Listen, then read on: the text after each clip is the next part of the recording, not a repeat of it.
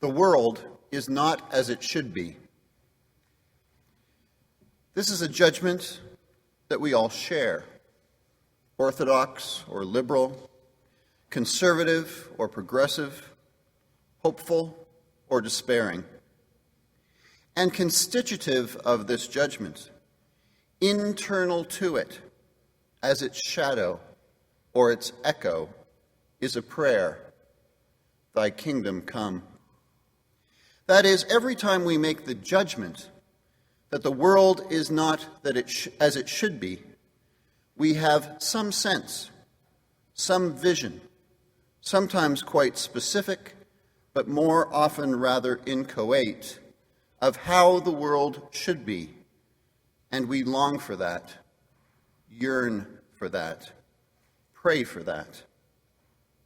Even if we have lost all faith in prayer, even if we cannot envision what the kingdom might be, even if the "Thy" of Thy kingdom come has lost all resonance for us, even if we never had it in the first place, even if we despair that the kingdom, whatever it is, will ever come, or even if we cynically mock those who, like naive children, still believe in such nonsense, even if all of these conditions apply, every time we make the judgment, the world is not as it should be, we say a prayer, voiced or not, believed or not, in the form of a prayer or some other, "Thy kingdom come." I cannot prove this assertion, but it is my wager. And this because the judgment that the world is not as it should be is of a peculiar kind. It is not an intellectual judgment, for neither the theological teaching of providence, nor Nietzsche's doctrine of eternal return, nor Leibniz's philosophical proof that ours is the best of all possible worlds can entirely still our minds about it, just as the scientific theory of natural selection cannot quite convince us that there is no should after all.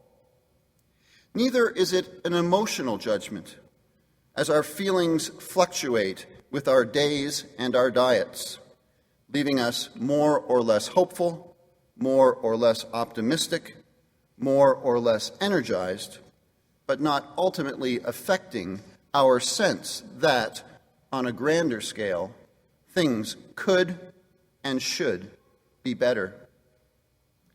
Though I am struggling for words here, I am tempted to call the judgment, "The world is not as it should be," a spiritual judgment. The word spirit, ruach in Hebrew, pneuma in Greek, has as its core sense wind or breath. It has to do with both the principle of life and with movement, with a living dynamism, which is why the Latin for spirit, anima, is at the root of our term animation. I am calling this judgment, "The world is not as it should be," a spiritual judgment because as dynamic, or as the judgment of a dynamic, it does not, as do intellectual or emotional judgments, give itself to be stilled.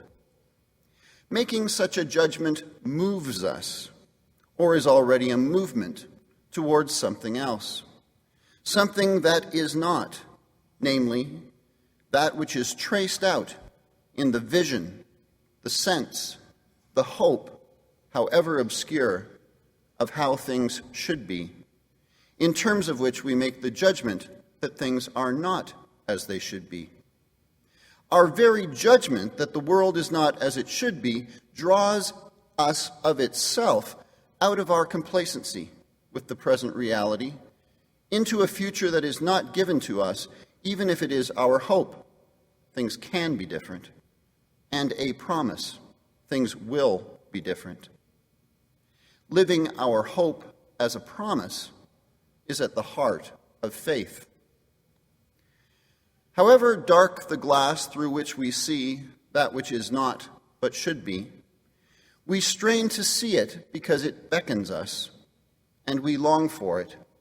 It won't let us rest.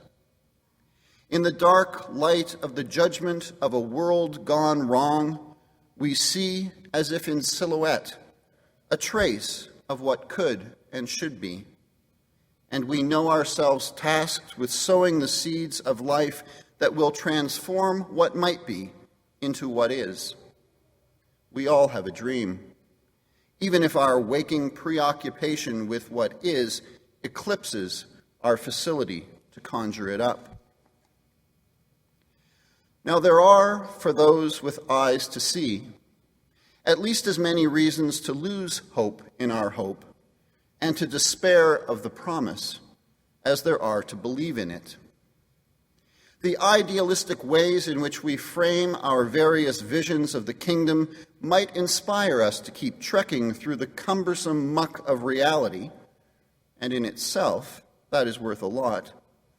But these days, we are mostly too worldly wise to believe that the kingdom is actually coming, however good a show of belief we might put on in public.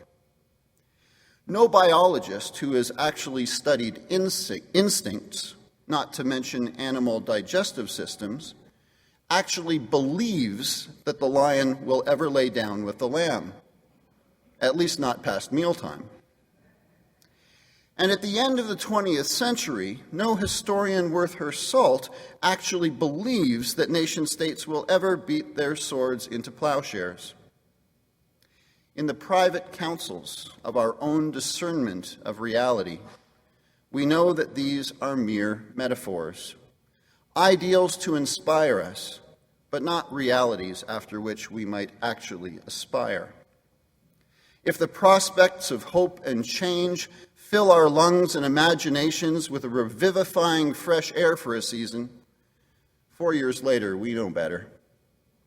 In the end, everything reverts back to business as usual. Everything reverts back to business as usual. And if we are honest, even the most ideological supply-siders among us know that business is not the superhighway to the kingdom either. As much as we want to believe otherwise, in our most sober moments, we are more likely to begrudgingly acknowledge that we can't get there from here. And we lament with the preacher of Ecclesiastes, vanity of vanities, all is vanity. And if at the turn of the previous century, one could find a believer in comprehensive human progress on every gaslit street corner, since the most recent turn of the century, one searches almost in vain for anyone who still believes there is a correlation between scientific, technological progress on the one hand and human moral progress on the other. We are left with little, if any, reason to believe that our prayer, "Thy kingdom come," will be answered. The news is bad, and perhaps getting worse. But according to the Gospels, the good news of the kingdom is not offered to those with eyes to see, but with those with ears to hear. While we cannot see any way to get there, the kingdom yet beckons us, calls to us. That's why the Scripture defines faith as the substance of things hoped for, the evidence of things not seen. That's why faith is not belief, and why if we reduce faith to belief, we strip it of what is most interesting and important about it. We only believe in things that are possible, things that we can realistically foresee. For impossible things, we have to have faith. And that's why the Danish thinker, Søren Kierkegaard, is right to assert that faith is both the hardest and the highest thing of all. And it is the hardest and highest thing of all because faith cannot exist in some nether realm where its pure ideality can be preserved against the ravages of harsh reality, like the pauper who closes his eyes at night and imagines his sack a princely robe. Faith is only faith if it transforms the world, if the impossible becomes possible, if things in fact become as they should be. Otherwise, it is not faith, but mere fancy. The existentialist philosophers do a nice job of describing the dynamic movement at the heart of the human way of being, of showing us how we are caught up in our very existence in this tension between what is and what is not. Indeed, to exist is to be outside of oneself. In Latin, es, the infinitive esse, means to be, and ex means out of. Another way to put this is to say that to be human is to have projects. To have a project is to throw oneself forth. In Latin, pro means forth, and jacere means throw. To throw oneself into a future that is not yet, but that nevertheless impinges on the present as integral to it. We are all here and now, in this place, today. But we are here to conduct the business of Canadian Yearly Meeting. And what we transact this week, we transact for the sake of the future of Canadian Yearly Meeting as a whole, and for the sake of our testimony and ministry to the world going forth.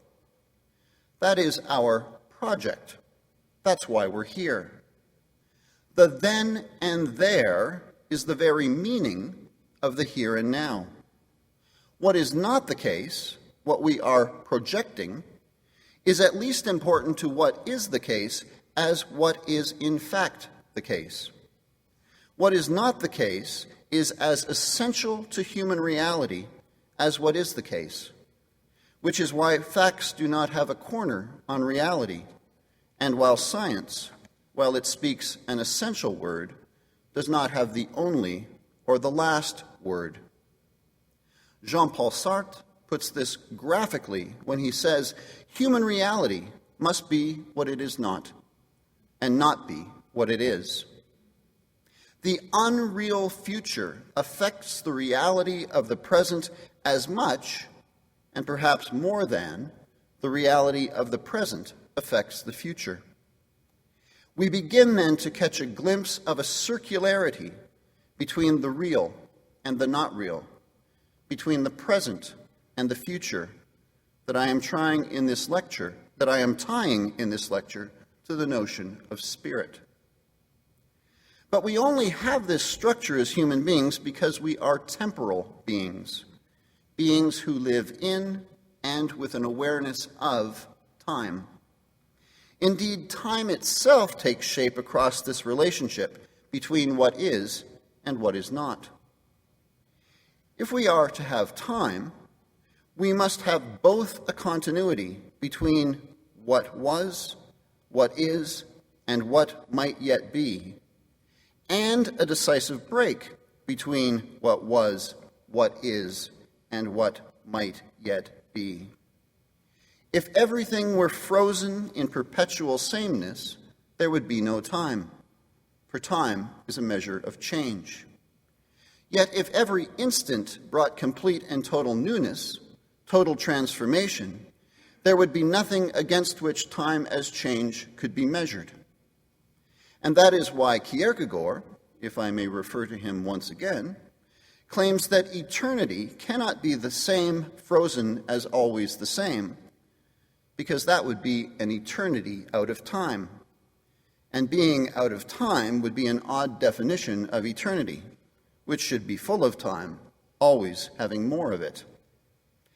Rather, eternity must be the perpetual possibility of a new beginning, which Kierkegaard refers to as repetition. Time itself, like the lives that we live within it, is an open continuity. At the social level, I suggest that an open continuity is not such a bad definition for a tradition. This is not surprising, because a tradition is an attempt by a group to move effectively through time.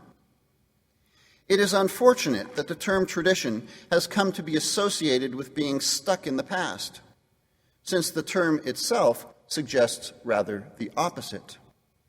Traditio, in Latin, from trans, which means across, and dare, which means give, does not mean to hang on to something, but to give it over or to pass it on.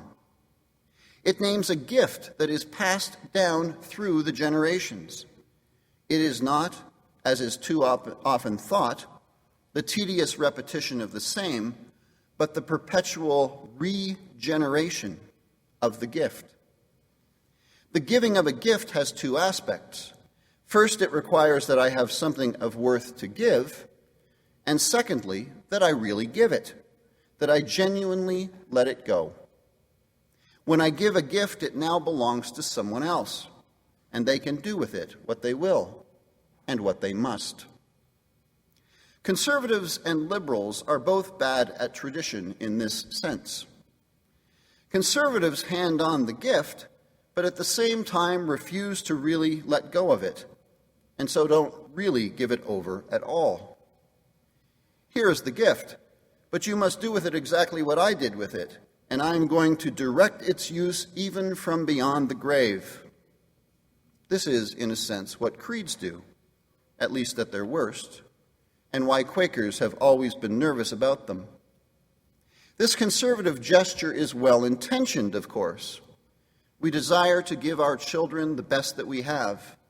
We want to save them the pain and the struggles that we went through in acquiring and formulating and refining the gift we now give.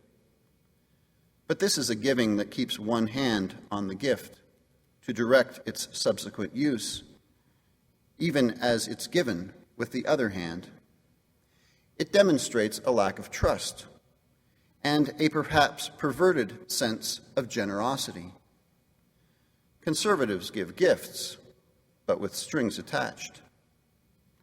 Liberals, on the other hand, tend not to give gifts, at least of this kind.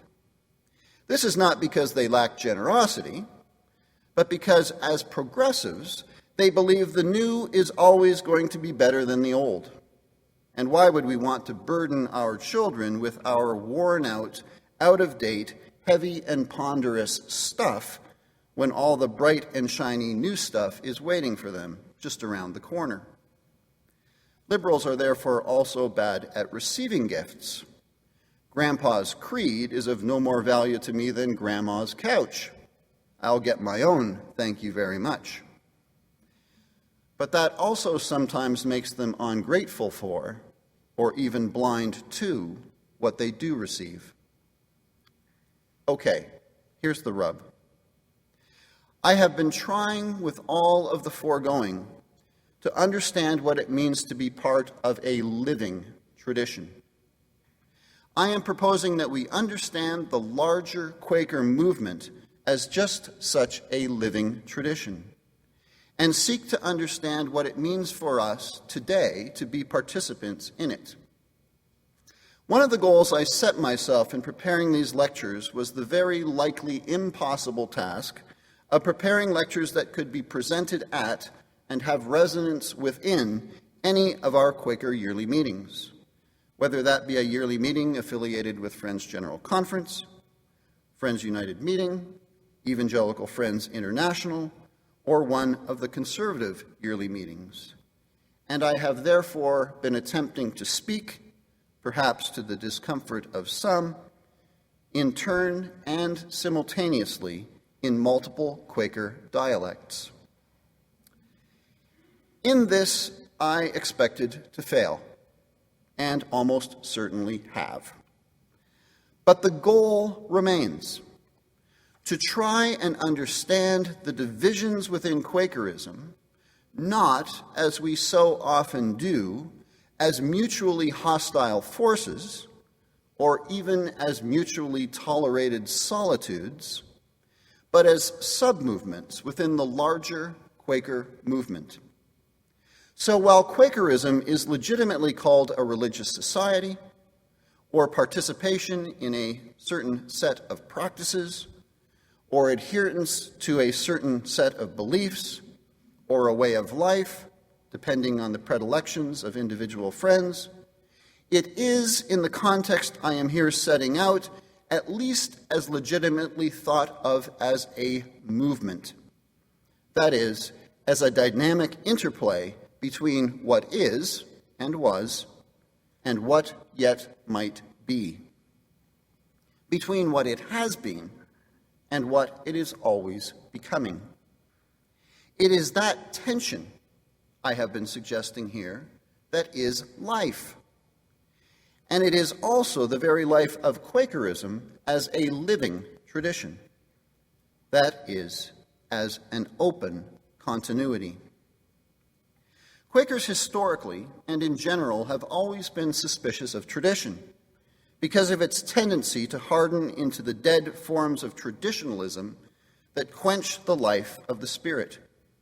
Even while Quakers of all kinds have recognized the necessity of this life taking concrete formation in the world across a living tradition. Even if across diverse groupings of friends we have different ideas about what kinds of forms are most propitious for this purpose. But we all have our traditions, what we think serves this life. Whether statements of traditional Quaker belief, like the Richmond Declaration, or the conservation of traditional Quaker forms of worship, like silent meetings. As suspicious as we are of traditionalism, we all preserve and perpetuate something of the tradition, or else we wouldn't recognize ourselves as friends. Indeed, while we hope to be open to new light as we deliberate over important issues at this yearly meeting, we also know that we are not open to just anything.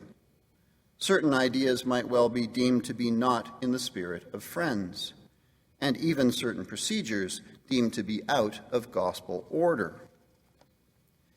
A tradition remains a living tradition, then, only if there is an open continuity, only if the forms in which we live are themselves open to renewal, and only if the innovative is consistent with what has opened onto it, without being determined by it, for then it would not be truly innovative, but just more of the same.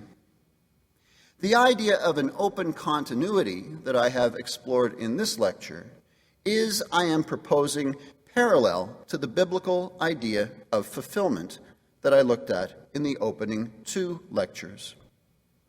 In each case, we have a structure, or a form, that is established as a response to some call to life, which has to be perpetually revisioned if it is to remain a responsible response to that call, and not sink into self-satisfied immobility. I would now like to rebrand this notion of an open continuity, this dynamic of fulfillment, with a term I hope will resonate with Quakers, and will open yet another vista upon the larger framework I am suggesting as a way of understanding our respective places within the larger Quaker movement. The term I would like to suggest is radicalizing spirit. Indeed, the term radical harbors a wonderful ambiguity. The etymological origin of the term radical is the Latin radix, which means root. So among the dictionary meanings of radical is the following: forming an inherent or fundamental part of the nature of someone or something. Here, then, something is at its most radical when it is rooted most securely in what it is. But the term radical also has taken on another meaning, obviously related to, but seemingly contradictory to the first. On this meaning, radical refers to a change or action relating to or affecting the fundamental nature of something.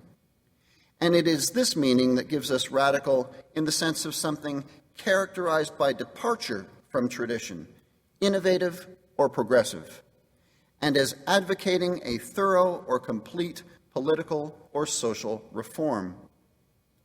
The term radical can mean either being deeply rooted or tearing something up from the roots.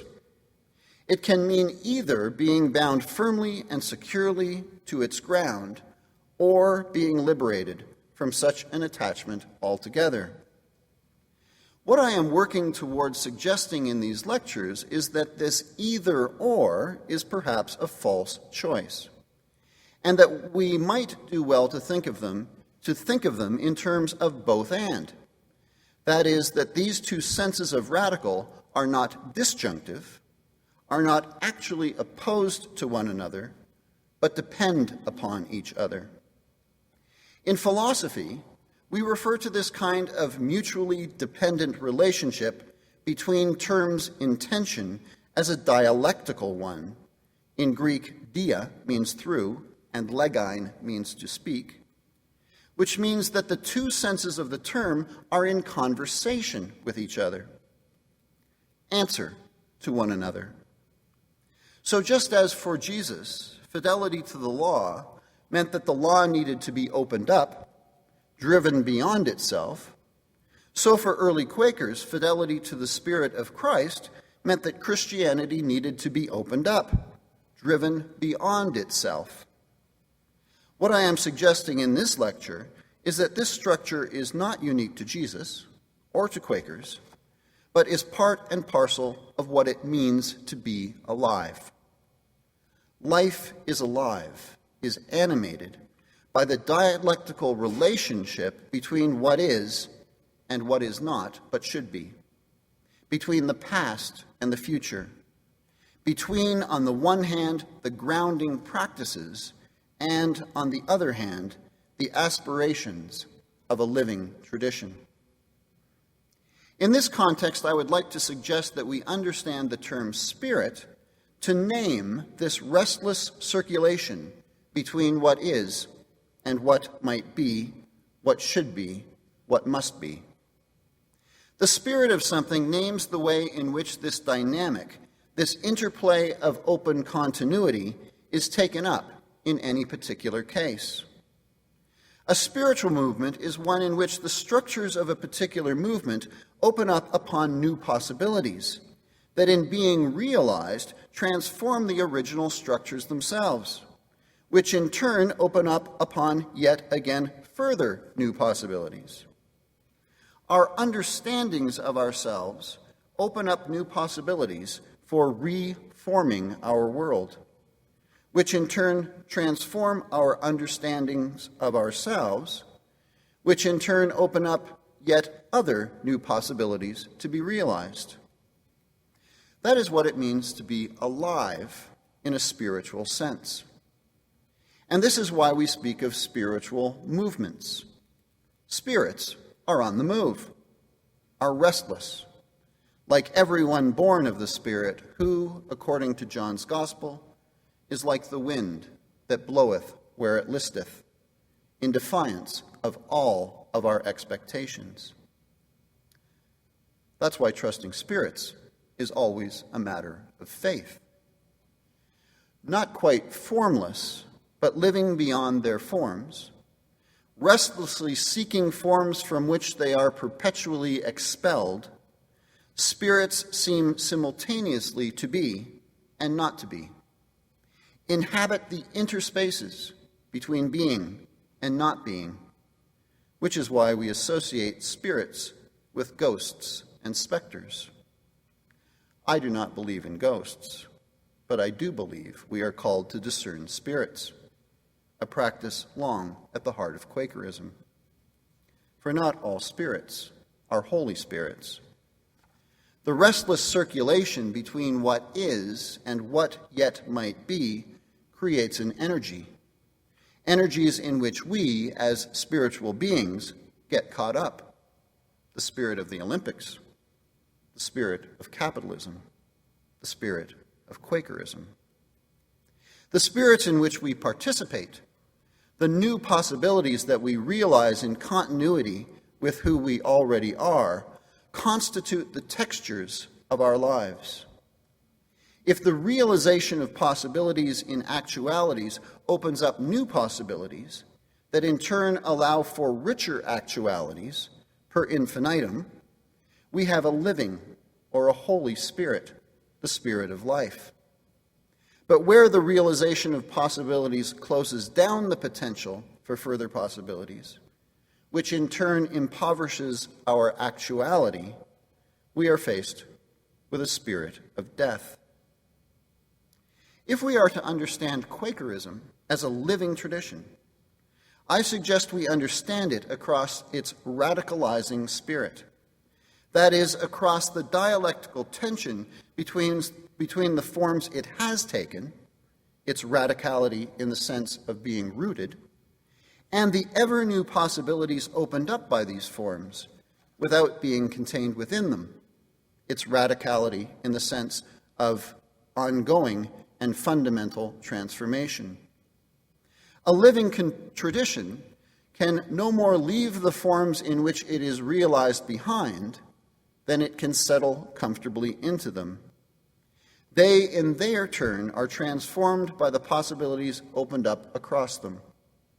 They are fulfilled, which means they are neither abandoned nor do they stay the same. That, at least, was the suggestion of the previous lecture, and indeed the important and perplexing issue of the relationship of Quakerism to Christianity, which I will take up again in the next lecture. I am trying to illuminate